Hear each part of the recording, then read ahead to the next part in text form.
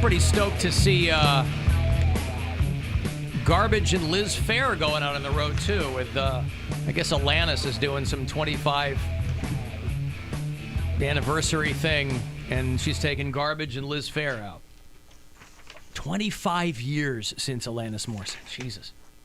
Think about that. Yeah, she's doing a Jagged Little Pill tour, I think, where she's going to play that album. She one hand in my pocket. Mm-hmm. She is one, and the other one... A cigarette. Yeah. Alanis, Garbage, Liz Phair. It's going to be Blossom on July the 23rd. I saw Garbage a few years ago at House of Blues, and they were great. I love Garbage. Garbage is fantastic. Great live band. Everybody holds up. On to Sonic Temple announced, I guess a few weeks back, that Metallica would be doing the unprecedented move. Hey, Gary, is it safe to say unprecedented move? Am I overselling it? Nah, first time ever. Look at that. Maybe like the Grateful Dead Yeah. did this at a festival, back in the day. Fish might have done it at Bonnaroo, but, Metallica for rock and metal, that is our Grateful Dead. Fish probably did one set. It felt like 2 nights at Bonnaroo, along those lines. Exactly. Gary Spivack is the grand poobah behind Sonic Temple, and they announced early on that Metallica was going to be doing the Friday and Sunday night headlining sets, 2 different sets. Let me ask you this, because Slipknot has been announced as that Saturday night headliner. How hard did you work to get Rage Against the Machine? Love Rage Against the Machine. Yeah. And there's always 2021, everybody. Yeah. And believe me, the wheels are turning. But look, I maybe aside from Rage, but sorry, Metallica is the Kings. Oh, hell yeah. And they bring it, and they're so excited because they get it. They're like, when we started talking to them about coming back to Columbus and doing some other festivals with us, they're like, all right, so let me guess, you want us to play Sunday, close the festival down, blah, blah, blah. And we said, no, we have an idea. You're our Grateful Dead. Let's do 2 nights. And they immediately like, oh, yeah, we get that. We're in. Because they're all about, like, kind of going down new roads and trying new things and like just trying to be competitive and stay relevant and do things to challenge themselves. And there's nothing Metallica in. fans like more than when they do new stuff. Yeah, right. Saint Anger. We're going to pull the snares off the drum. Yeah, listen. Funny you say that. Having said that, sorry to interrupt you, doing new things and being smart and playing the right sets, that's where Metallica's going to hit a home run. That's where they're going to do 2 sets Friday and Sunday, and they're going to bring it. And you're not going to see them do anything, some Lou Reed B-sides. That ain't going to happen. As big of a Metallica fan as I have always been, and I've always kept up with them, and I was a little embarrassed. They came through Cleveland last February, and I went to see them, and it dawned on me that I had not seen them in probably 20-plus years. And I was a little embarrassed because, if you're a fan of a band, you try to see them, regularly. But it has been interesting to see those guys over the years, get visibly older. Their priorities personally have changed over the years. But goddamn, that show is just as good as it was 20 years ago. I mean, when obviously they have a huge catalog of hits they can play. But even some of the newer stuff they pull out, and the production itself is unbelievable. You guys have got your work cut out for you with the Metallica stage set, and I think they do. Sorry, Alan. I think they do like the Greg Popovich kind of mentality, where it's an 82-game season, and maybe they don't play the back-to-backs, and maybe they play 65 out of the 82. Yeah. So they only do 3 weeks on, 3 weeks off. They never do 2 in a row. So they'll do Friday and Sunday with us. And that way, they bring their A game each time. They're just so smart. I mean, I'm just so impressed by that. They're tanks. Slipknot is your Saturday night headliner. They just had a bit of trouble in Mexico because they had some. I don't know if they were doing another festival down there or something, but some barrier of the crowd fell. So Slipknot, it was not fest. It was like their festival. They're like, we can't go on, and then the crowd proceeded to burn Evanescence's stage thing and their instruments, and I can't help but think of that because Evanescence and Slipknot are both playing Sonic Temple. I can't help but thinking if you're the band standing there watching that go down, you're like, oh man, those are my favorite drums. Don't set those on fire. Come on, man. It's Mexico. Well, I know we know all about it. We've been on the phone with Slipknot's management and the Knotfest people. A little blown out of proportion. Oh, yeah? No injuries. Obviously, no deaths. Yeah.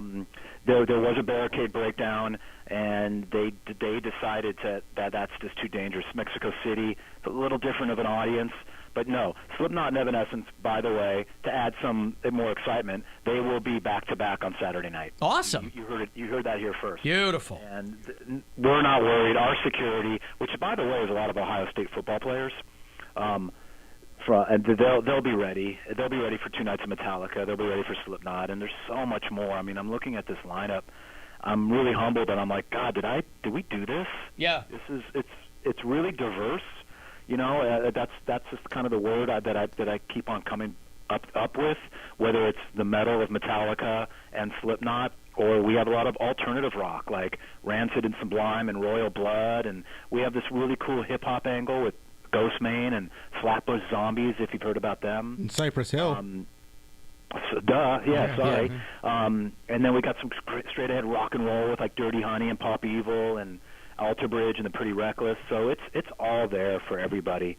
Especially this year, we always try to do a well-rounded rock festival at Sonic Temple, but I think this year all the boxes seem to be checked, and I'm so enamored by this overall lineup. And I also think that what kind of the unsung hero of Sonic Temple are kind of the bands that people take for granted, and then you go, oh, they haven't really been out for a while. So you have Deftones, Stained, who I think a lot of people think are still together, but you're getting double duty with Stained and Saint Asonia out of Mike.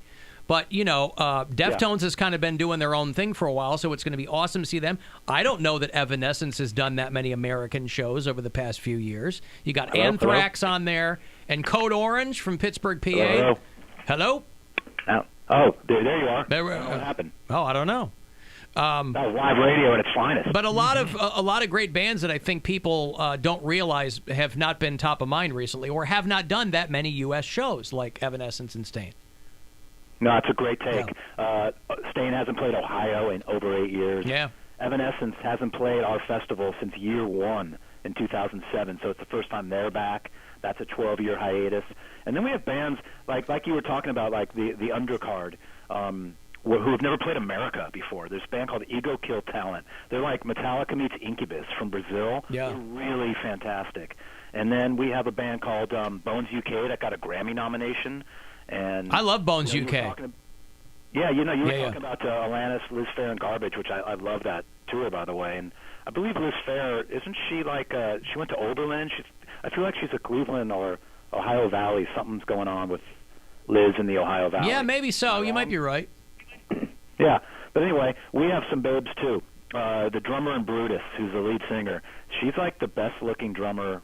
She blows Meg White away. Okay, right. Best-looking female drummer I've ever seen. So there's a lot of like super serving, with Metallica and Slipknot and Deftones and Stain, but there's a lot of education. We want to turn people on to bands.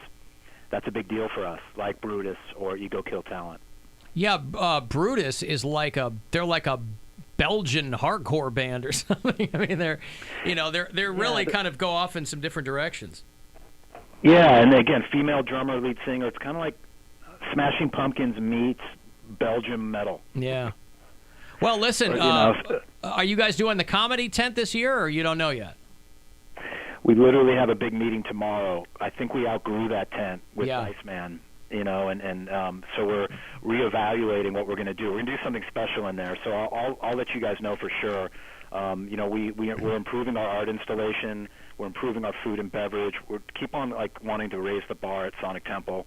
And I think we've done that with Metallica and Slipknot. It's the only festival in North America where Metallica and Slipknot are playing together. Beautiful. Yeah, People are going to have to come to Columbus. I mean, it was a great festival. I had an amazing time, but Saturday we had a little bit of weather, and I didn't get to do my set, and that was a bummer. So, if it happens. Can you do something about that this year? Yeah, I will guarantee you right now. Bring an that umbrella. If you put me on, then no. I mean, it was still an amazing time, and then I got to see Foo Fighters front row and got to know some of the those big Ohio State football players you were talking about. Yep. No, it's been like this. Cyber Monday is always this kind of magical day for us when we launched Sonic Temple. Could have used a Browns win yesterday, but besides that, it's been a great day. Well, listen, Gary, I always appreciate your time, and congratulations again, because it's a fantastic lineup, and I'm excited in 40 different directions. So it's going to be a lot of fun. You guys are great. I love everybody. When I'm at Sonic Temple, I know there's a lot of people who listen to your show who come to Sonic Temple, so it means the world, guys. And my last shameless plug, it's www.sonictemplefestival.com. Hey, tickets are on sale now. We're not waiting. The minute we announced the lineup, we just wanted to put it up. And they go fast, so. Yes, sir. All right, thank you, Gary. Hey, happy holidays, guys. All right, Bye, same Gary. to you, man. Take care. There's Gary Spivack. He is the Grand Poobah, who we talk to every year when they announce Sonic Temple. Metallica doing 2 nights at Sonic Temple. The first and last nights doing separate sets. Slipknot in between. Deftones, Bring Me the Horizon, Evanescence, Stained. You know, Aaron Lewis has kind of been off doing his, like, Darius Rucker casino tour or something. Sublime with Rome, Rancid, Dropkick Murphys, Cypress Hill, Pennywise, Anthrax, Hell Yeah, Suicidal, Tendencies, for those of you not in the know, Testament, The Darkness. Remember The Darkness? Nope. I Believe in a Thing Called Love. I think we got to get Mary on the comedy tent this year. Put me on. Yeah. I'd like to see some Ohio State football players. Yeah! Also, Mary Talica. I'm singing backups. Mary Talica. Yeah, I like that. I watched I'm almost done with The Irishman. There you go. I've been haven't watching started it it for yet. 5 days. It's a long one, right? Like It 3.5 is long. hours? It's 3.5 It's a hours long. movie? Yeah, The Oh. Irishman. It's basically a superhero movie of all of the Italian actors over the past 40 years. Cinema, Alan, cinema. Sorry, cinema. Mm-hmm. Yeah, Martin Scorsese and Bobby De Niro and Joe Pesci and Al Pacino. I found myself, however, during the course of watching this movie, because I'm watching it maybe a half an hour at a time. Crazy person. I don't have Well, three and a this half one- hours I to know, sit and I watch know, a I know, movie. I know, series, yeah. I know. Yeah, but I find myself Googling the characters as I'm watching the movie because they're all real people. You know, some movies they'll say, well, we made a composite of this Right, person, it's somebody based else. on true events. Yeah, blah, they'll blah, do blah. freeze frames in the movie that'll give you some text as to who this guy is, how he was killed, you know, shot Wow. 5 times in the head in his barbershop or whatever. So they give you exactly what you're looking for in this A little movie. off the top. Like that. Yeah. Mm-hmm. But it's, I was talking to my brother Thanksgiving Eve. He asked if I watched it, and I said I hadn't started yet. And he goes, it's everything you want in this movie. He goes, I want to watch it again. It's everything that you want. It's all these actors that you love from, like, Goodfellas and all that, all together, all in one movie. It seems to be pretty divisive. Either people really like it or they really don't like it. Well, my brother mentioned, he goes, the thing is, it's super long, but he goes, but it's never boring. And he's right about that. Like, it just kind of keeps going on. So there's a lot of history to it. Sebastian Maniscalco, I forgot he was in it. Oh, yeah. Until he Did pops they up. de-age him, too? Huh? Make him look like he's 12? Because they used all that de-aging technology in the movie. Well, that's what I was worried about when they first dropped the trailer for that months ago. There was so much de-aging. I was like, this is going to look like a goddamn sci-fi movie. I thought Yeah. it was going to be really distracting, but after a while, you're like, okay, get well, used it's to just, it, yeah. you get used to it. So I'm about 25 minutes from the end. What a long, strange trip it's been. The Irishman. I'll get into that this week my sometime. my funny, what I enjoy the most though is how many times?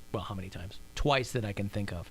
Goodfellas, which is another classic, and here, where Robert De Niro is an Irish guy.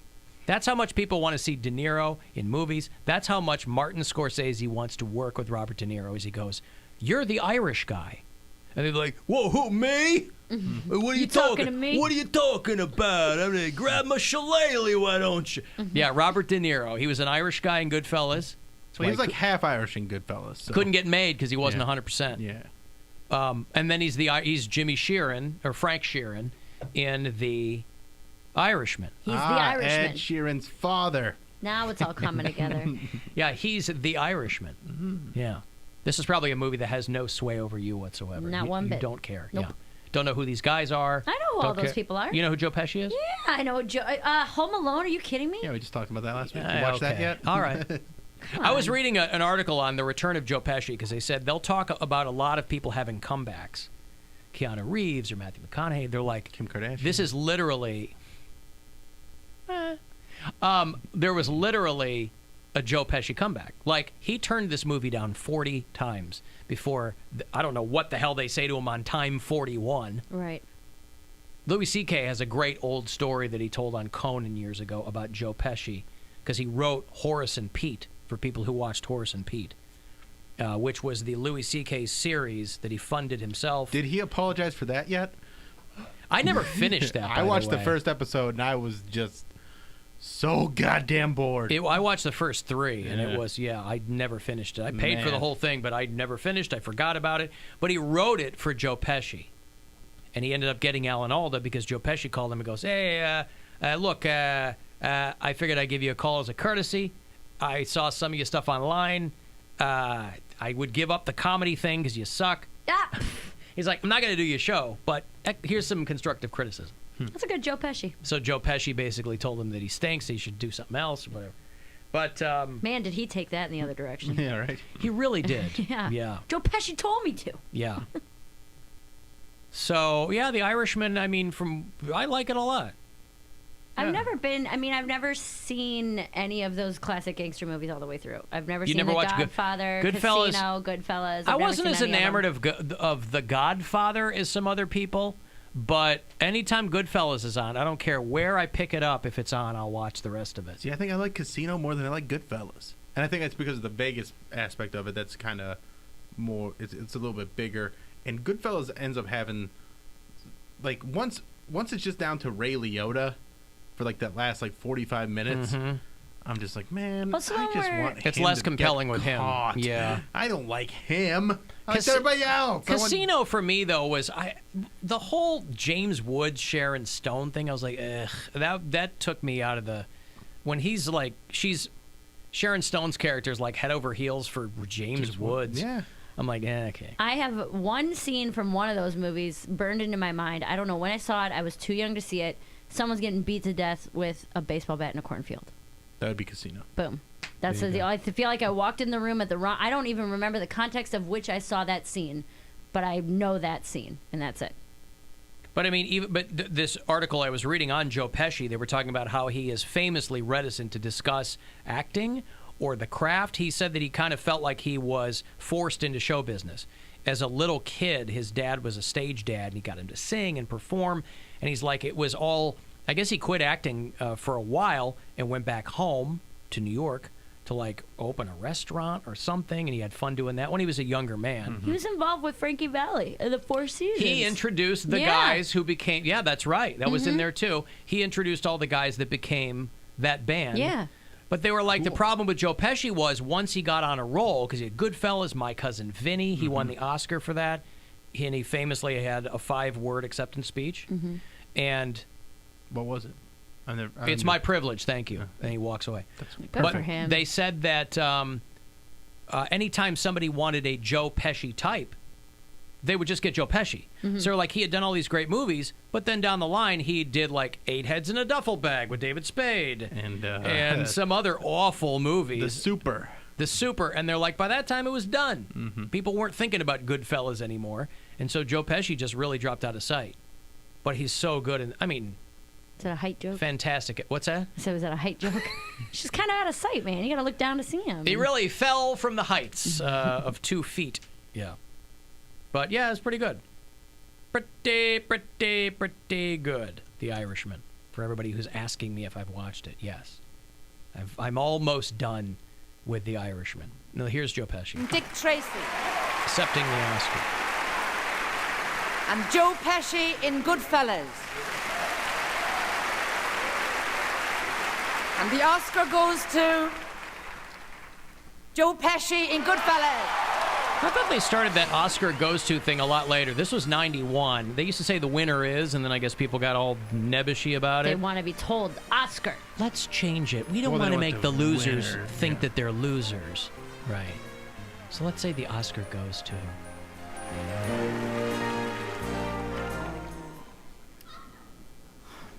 Oh, it's my privilege. Thank you. I like it. And then he walks away. He Yeah. said later on he didn't think he'd win, so he didn't have a speech. So there you go. Well, because he was up against, like, Al Pacino got nominated for playing a bad guy in Dick Tracy. Nominated for that movie? That shows you what a different time movie-wise Wow, we that were was in a then. trash movie. Yeah, it was. Who is he? I can't remember what his Needles, name or I don't remember what his name was. That was a terrible movie. Yes, it was. And I think the only reason he got nominated is because he was Al Pacino, because Madonna shouldn't get nominated for that movie. Oh. Neither did Warren Beatty. Yeah. All right, let me break. You want to get a text into me, 35192 for anything, AlanCoxShow.com for everything else. The Alan Cox Show on 100.7 WMMS. And everywhere you go on our free iHeartRadio